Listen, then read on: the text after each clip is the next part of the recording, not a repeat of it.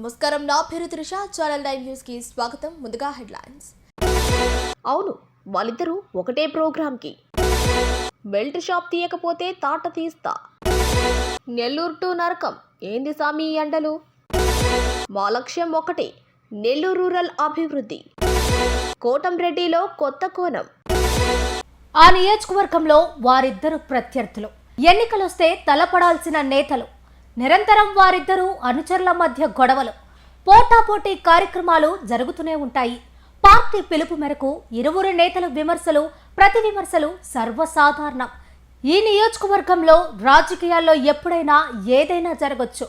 ప్రపంచ పటంలో లేని రాజకీయ ఎత్తులు, పై ఎత్తులు జరుగుతూ ఉంటాయి. ఇక్కడ ఏం జరిగినా ఒక సంచలనమే.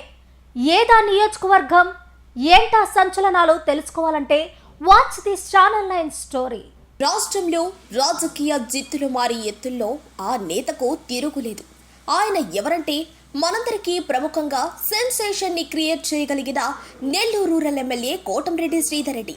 దానిలో భాగంగానే ఇవాళ ప్రపంచంలో మరో వింత సృష్టించాడు. ఆయన ప్రత్యర్థి వైసీపీ నెల్లూరు రూరల్ ఇన్ఛార్జ్ ఆనం విజయ్ కుమార్ రెడ్డి సతీమణి నెల్లూరు జిల్లా పరిషత్ చైర్మన్ ఆనం అరుణమ్మతో కలిసి నెల్లూరు రూరల్ మండలం సౌత్ మోపూరు గ్రామంలో కర్మకృతుల భవనాన్ని ప్రారంభించారు. ఈ కార్యక్రమం సందర్భంగా నెల్లూరు రూరల్ నియోజకవర్గంలోని వైసీపీ నేతకు ఓ సందేశాన్ని పంపారు.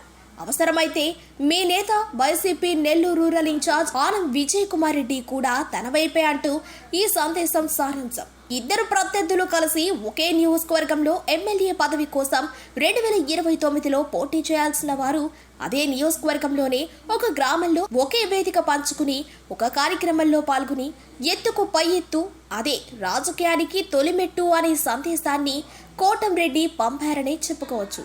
రాజకీయాలలో శాశ్వత శత్రువులు కానీ శాశ్వత మిత్రులు కానీ ఉండరు అనేది ఈ సందేశం సారాంశం. అవసరమైతే తన ప్రత్యర్థిని సైతం చిత్తు చేసి తన వైపునకు తిప్పుకోగలనన్న సందేశాన్ని ఆ నియోజకవర్గ ప్రజలకు పంపారని చెప్పుకోవచ్చు. నెల్లూరు జిల్లాలో బాణుడు బగబగలాడుతున్నాడు. జిల్లా వ్యాప్తంగా ఎండల తీవ్రత గరిష్ట స్థాయికి చేరింది.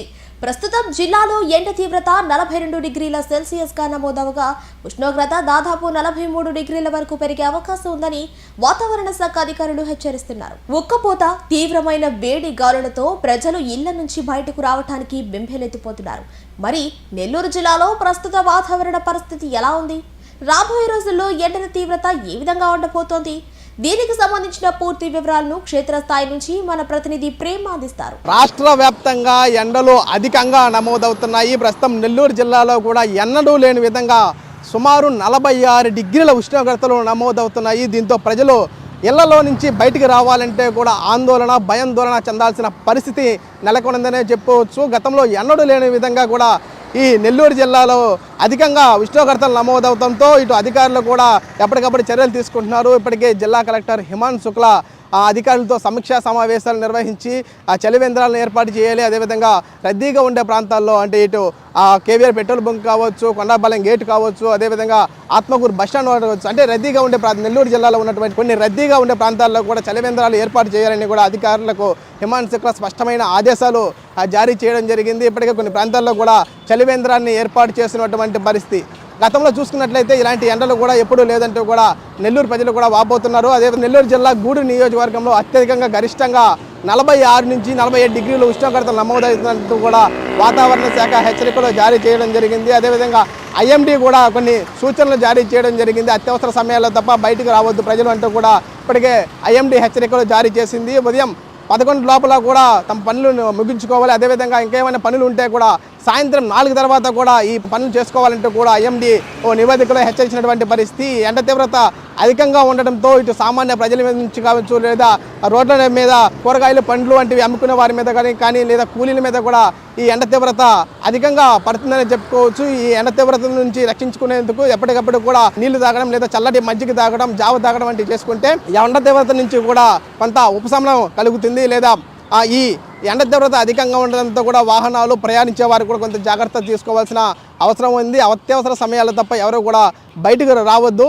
ఏదేమైనప్పటికీ కూడా ఇటు వాహనదారులు కానీ లేదా ప్రయాణికులు కానీ తగిన ఎండ నుంచి రక్షించుకునేందుకు గొడుగు లేదా క్యాప్ పెట్టుకోవడం కూడా ఎంత అవసరమనే చెప్పుకోవచ్చు. అదేవిధంగా ఈ వాహనదారులకు ఎండతో పాటు కూడా వేడి గాలులు అధికంగా ఉంటుంది కాబట్టి ఈ ప్రయాణికులు కొంత రద్దు చేసుకోవడం మంచిదనే చెప్పుకోవచ్చు. అదేవిధంగా చూసుకున్నట్లయితే బ్యాటరీ వాహనాలకు సంబంధించి కొంత జాగ్రత్తగా ఉండాలి. ఎండ తీవ్రత అధికంగా ఉండడంతో కూడా సుదీర్ఘంగా ప్రయాణించాల్సిన అవసరం వస్తే కూడా ఆగి ప్రయాణించాల్సిన అవసరం ఉందని చెప్పుకోవచ్చు. ఈ ఎండ తీవ్రత ఎక్కువగా ఉండడంతో ఈ బ్యాటరీ పేలే అవకాశం ఉండడంతో కూడా కొంత జాగ్రత్తలు తీసుకోవాల్సిన అవసరం ఉందని చెప్పుకోవచ్చు. అదేవిధంగా ఇటు ఈ ఎండ తీవ్రత ఇటు చిన్న పిల్లల మీద లేదా వృద్ధుల మీద కూడా అధికంగా ఉంటుంది. వీళ్ళని జాగ్రత్తగా చూసుకోవాల్సిన అవసరం ఉంది. అదేవిధంగా ఎప్పటికప్పుడు మంచినీళ్ళు తాగడం ద్వారా కూడా లేదా చల్లని పానీయాలు తాగడం ద్వారా కూడా ఈ ఎండ నుంచి ఉపశమనం కలిగిస్తుందని చెప్పుకోవచ్చు. గతంలో ఎన్నడూ లేని విధంగా కూడా నెల్లూరు జిల్లాలో అధికంగా ఉష్ణోగ్రతలు నమోదవుతుండటంతో కూడా ప్రజలు బెంబేలెత్తిపోవాల్సిన పరిస్థితే నెలకొందని చెప్పుకోవచ్చు. అదేవిధంగా కొన్ని ఏరియాల్లో కూడా కర్ఫ్యూను తొలగిస్తున్నటువంటి పరిస్థితి. గతంలో కరోనా వైరస్ వచ్చినప్పుడు కూడా ఇలాంటి కర్ఫ్యూను మనం చూసాము. అదేవిధంగా ఇప్పుడు ఎండాకాలంలో అధికంగా ఉండడంతో కూడా రోడ్లు మాత్రమే కనిపిస్తున్నటువంటి పరిస్థితి. వాహనాలు కూడా అధికంగా రాకపోవడంతో కూడా ఇది కర్ఫ్యూను తలపిస్తుందని చెప్పుకోవచ్చు. మొత్తంగా చూసుకున్నట్లయితే ఎండ తీవ్రత అధికంగా ఉండడంతో ప్రజలు అప్రమత్తంగా ఉండాలి. ఎప్పటికప్పుడు బాడీని చల్లబరుచుకునేందుకు నీళ్లు తాగడం, చల్లని మజ్జిగ తాగడం అంటూ చేసుకోవడం ద్వారా ఈ ఎండ నుంచి ఉపశమనం కలుగుతుంది. చిన్నపిల్లలు, వృద్ధులు కూడా చాలా అప్రమత్తంగా ఉండాలని చెప్పుకోవచ్చు. ఎన్నడూ లేని విధంగా ఈ ఎండ తీవ్రత అధికంగా ఉండడంతో కూడా ప్రజలు జాగ్రత్తగా ఉండాలని కూడా ఛానల్ 9 మీకు తెలుపుతుంది. ఇది ఇక్కడ తాజా పరిస్థితి. వీడియో జర్నలిస్ట్ జోషితో ప్రేమ్, నెల్లూరు నుంచి. సౌత్ మోపూరు గ్రామంలో నూతనంగా నిర్మించిన కర్మకతువుల భవనాన్ని జడ్పీ చైర్పర్సన్ ఆనం అరుణమ్మతో కలిసి రూరల్ ఎమ్మెల్యే కోటంరెడ్డి శ్రీధర్ రెడ్డి ప్రారంభించారు. ఈ సందర్భంగా ఎమ్మెల్యే కోటంరెడ్డి శ్రీధర్ రెడ్డి మాట్లాడుతూ గత 12 ఏళ్లుగా ఎమ్మెల్యేగా ఉన్నప్పటికీ ఎక్కడా తగాదాలను ప్రోత్సహించలేదని తెలిపారు. సౌత్ మోపూరు గ్రామ ప్రజలు తగాదాలకు దూరంగా ఒక కుటుంబ వాతావరణంలో ఐక్యంగా ఉండాలని ఆకాంక్షించారు. అలాగే సౌత్ మోపూరు గ్రామంలో మరిన్ని అభివృద్ధి పనులకు శ్రీకారం చుడతామని ఎమ్మెల్యే పేర్కొన్నారు. జడ్పీ చైర్పర్సన్ ఆనం అరుణమ్మ మాట్లాడుతూ గ్రామ ప్రజల సౌకర్యార్థం కర్మక్రతువుల భవనాన్ని నిర్మించినట్లు తెలిపారు. సౌత్ మోపూరు గ్రామంలో కర్మ క్రతువుల భవనం, ఈ గ్రామంలో ఉండే పెద్దలు చెవిరెడ్డి ప్రభాకర్ రెడ్డి గారు, ఇతర గ్రామస్తులు అందరూ కలిసి కర్మకతువుల భవనం ఉండాలని ఒక చక్కటి ఆలోచన చేసి అందుకు జిల్లా పరిషత్ చైర్మన్ ఆనం అరుణమ్మ గారికి అభ్యర్థన చెప్పడం, వారు వెంటనే స్పందించి నిధులు విడుదల చేసి ఒక చక్కటి కర్మకతుల భవనాన్ని ఏర్పాటు చేసుకోవటం చాలా సంతోషంగా ఉంది. ఈ యొక్క కర్మకతుల భవనం ఏర్పాటులో పూర్తి స్థాయిలో కృషి చేసిన జిల్లా పరిషత్ చైర్మన్ మా అక్క ఆనం అరుణమ్మ గారికి ఈ యొక్క సౌత్ మోపూర్ గ్రామస్తుల పక్షాన శాసనసభ్యుడిగా ప్రత్యేకంగా ధన్యవాదాలు తెలియజేసుకుంటానని చెప్పని తెలియజేస్తున్నాను. నా లక్ష్యం ఒకటే, నా ఉద్దేశం ఒకటే. గత 12 ఏళ్లుగా నన్ను ఎమ్మెల్యేగా మీరు చూస్తూ ఉన్నారు. అధికారంలో కొంతకాలం, అధికారం లేకుండా కొంతకాలం, మళ్ళీ అధికారంలో కొంతకాలం. ఏది ఏమైనా నేను గ్రామాల్లో అందరికీ చెప్పేది ఒకటే, రాజకీయాలు అనేవి ఎన్నికల వరకు మాత్రమే. ఎన్నికలు వచ్చిన వేళ ఎవరికి నచ్చిన పార్టీకి, ఎవరికి నచ్చిన వ్యక్తికి వారు ఓటు వేసుకోవచ్చు. ఎన్నికలు లేని వేళ మరీ ముఖ్యంగా గ్రామాల్లో ఒక మంచి స్నేహ వాతావరణంలో అందరూ కూడా ఉండాలా. ఎందుకంటే గ్రామం ఉన్న తర్వాత గట్ల కాడనో, చెట్ల కాడనో, పుట్ల కాడనో, నీళ్ల కాడనో, మజ్జిగ కాడనో, పాల కాడనో తగాదాలు రాకుండా వస్తూ ఉంటాయి. కానీ పోలీస్ స్టేషన్ మెట్లెక్కకుండా, వాదాలు ప్రతివాదాలు పెట్టుకోకుండా స్థానికంగా కూర్చొని పరిష్కారం చేసుకుని మామ, బావ, అక్క, తమ్ముడు అనుకుంటూ ఒక మంచి వాతావరణం ఉండాలని చెప్పని ఈ 12 ఏళ్ళకైతే మాత్రం దేవుడి దయ వల్ల, మీ అందరి దయ వల్ల నెల్లూరు రూరల్ నియోజకవర్గంలో ప్రతి గ్రామంలో కూడా ఆ విధంగా పాటిస్తూ ముందుకు సాగుతుంది. పల్లె వీక్షణ కార్యక్రమంలో భాగంగా నెల్లూరు జిల్లా రాపూర్ మండలం గోనుపల్లి గ్రామంలో జిల్లా కలెక్టర్ హిమాంశు శుక్లా, వెంకటగిరి ఎమ్మెల్యే కురుగొండ రామకృష్ణ పర్యటించారు. ఈ సందర్భంగా నెల్లూరు జిల్లా కలెక్టర్ మాట్లాడుతూ పల్లె వీక్షణ కార్యక్రమంలో భాగంగా రాపూర్ మండలం గోనుపల్లి ప్రాంతంలో పర్యటించామని, ఈ ప్రాంతం కరువు ప్రాంతమని, వర్షాధారమైన ఈ ప్రాంతం కావడంతో రాష్ట్ర ముఖ్యమంత్రి ప్రవేశపెట్టిన జలధార పథకం ద్వారా 7 నీటి చెరువులను గుర్తించి వాటి అభివృద్ధికి ₹1 కోటి మంజూరు చేశామని, ఈ చెరువులు పూడిక తీసి అభివృద్ధి చేయడం ద్వారా వర్షాకాలంలో వచ్చే వర్షాల వల్ల నీరు ఈ చెరువుల్లో పుష్కలంగా ఉండటంతో సాగునీరుతో పాటు త్రాగునీరు కూడా పుష్కలంగా లభిస్తుందని తెలిపారు. రాపూర్ మండల్లో గోనుపల్లి గ్రామంకి రావడం జరిగింది. నాతో పాటు ఆల్మోస్ట్ జిల్లాలో పెద్ద స్థాయిలో పనిచేస్తున్న 20 ఆఫీసర్స్ నాతో పాటు వచ్చారు. ఆర్డీఓ గారు వచ్చారు, డిఎస్పీ గారు వచ్చారు, అండ్ మోస్ట్ ఇంపార్టెంట్ ఎమ్మెల్యే గారు కూడా ఈరోజు మాతో పాటు జాయిన్ అయ్యారు. పొద్దున 7:38 ఆ టైంకి ఈ వీక్షణ కార్యక్రమం మొదలు పెట్టడం జరిగింది. మీ అందరికీ తెలిసిన విషయం అంటే ఈ రాపూర్ మండల్ గురుపులి గ్రామం లేకపోతే ఈ మొత్తం ప్రాంతం ఇక్కడే వాటర్ సమస్య ఒక పెద్ద ఇష్యూ. ముఖ్యమైన ఇరిగేషన్ వాటర్. ఇవన్నీ రెయిన్ ఫెడ్ ఏరియా. వర్షం వస్తేనే ఈ ఏరియాకి నీళ్ళు వస్తుంది.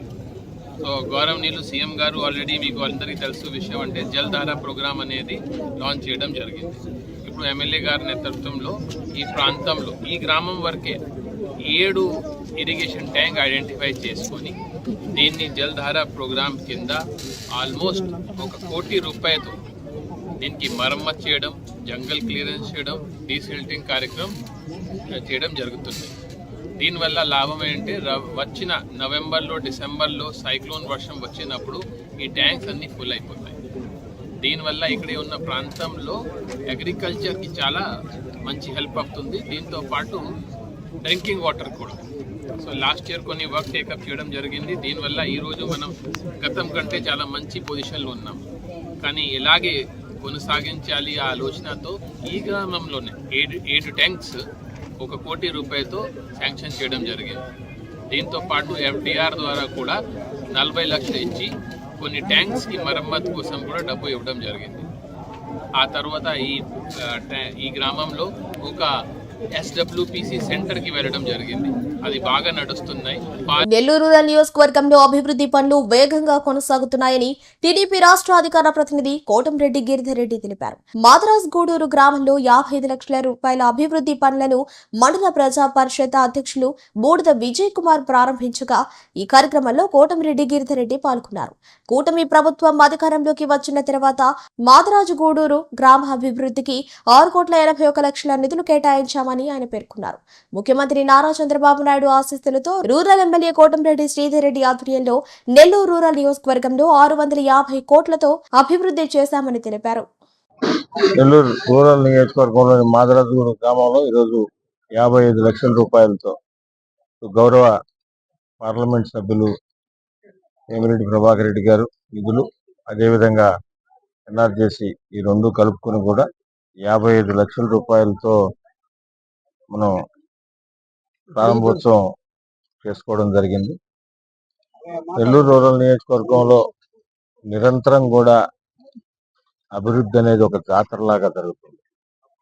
కూటమి ప్రభుత్వం అధికారంలోకి వచ్చిన తర్వాత, తెలుగుదేశం, జనసేన, బీజేపీ ప్రభుత్వం అధికారంలోకి వచ్చిన తర్వాత గౌరవ ముఖ్యమంత్రి నారా చంద్రబాబు నాయుడు గారు కానీ, అదేవిధంగా డిప్యూటీ సీఎం పవన్ కళ్యాణ్ గారు, యువనేత నారా లోకేష్ గారి ఆశీస్సులతో శాసనసభ్యులు శ్రీధర్ రెడ్డి గారి ఆధ్వర్యంలో నిరంతరం కూడా అభివృద్ధి అనేది ఒక జాతరలాగా ఇటు మండలంలోని 18 గ్రామాల్లో కానీ, అదేవిధంగా అర్బన్లోని 26 డివిజన్లో కూడా అభివృద్ధి పనులన్నీ కూడా జరుగుతున్నాయి.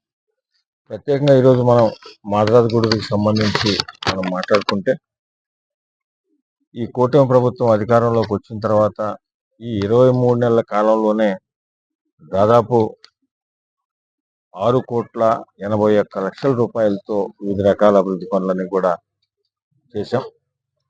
మాక్సిమం ప్రారంభోత్సవం అయిపోయినాయి. ఇంకా కూడా కొన్ని పనులు జరుగుతున్నాయి. అవి కూడా త్వరలో ప్రారంభోత్సవం అవుతాయి. అంటే ఈ 23 నెలల్లో ఈ మాదరాజుగూడ గ్రామానికి గతంలో ఎప్పుడూ లేని విధంగా, చరిత్రలో లేని విధంగా, మునుపెన్నడూ లేని విధంగా 6,81,00,000 రూపాయలు పనులు శాంక్షన్ చేయడం జరిగింది. 1,71,00,000 రూపాయలతో రోడ్లు కానీ, డ్రైన్లు కానీ, శ్మశాన వాటికలు కాంపౌండ్ వాళ్ళు కానీ, బస్ షెల్టర్లు కానీ, ఇవన్నీ కూడా 1,71,00,000 రూపాయలతో చేశాం. అదేవిధంగా 24 అవర్స్ కరెంటుకి సంబంధించి 1,90,00,000 రూపాయలతో దాన్ని చేయడం జరిగింది.